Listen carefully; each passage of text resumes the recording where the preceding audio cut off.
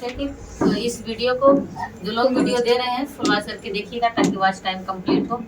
यही पर सब माता रानी का पचरा गीत बहुत ही अच्छा सुंदर आप सब सुनिएगा और अच्छा लगे तो प्यारा सा कमेंट करके जरूर बताइएगा और जय माता दी लिखना ना भूलिएगा। सात ही सोपाड़िया हरदिया के गाठिया ऊपरा देलिया के फूल हो माँ।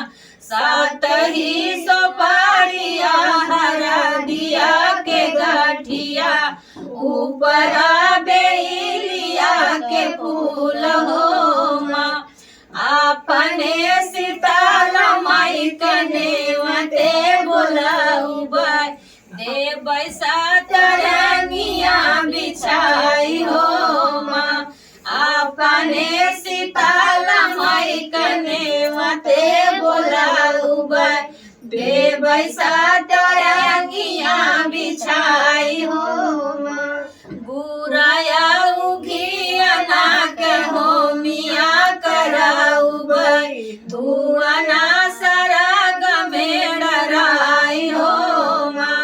बुराया उघिया ना के हो मिया कराऊ भाई धुआना सारा गमेड़ राई हो माँ।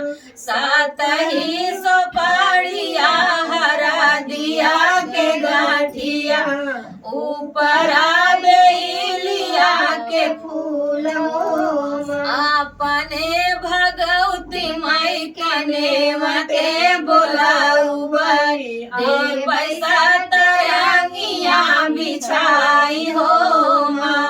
अपने भगवती माई कने मते बोलाऊ बाई दे बैसा तरंगिया बिछाई हो माँ। बुराया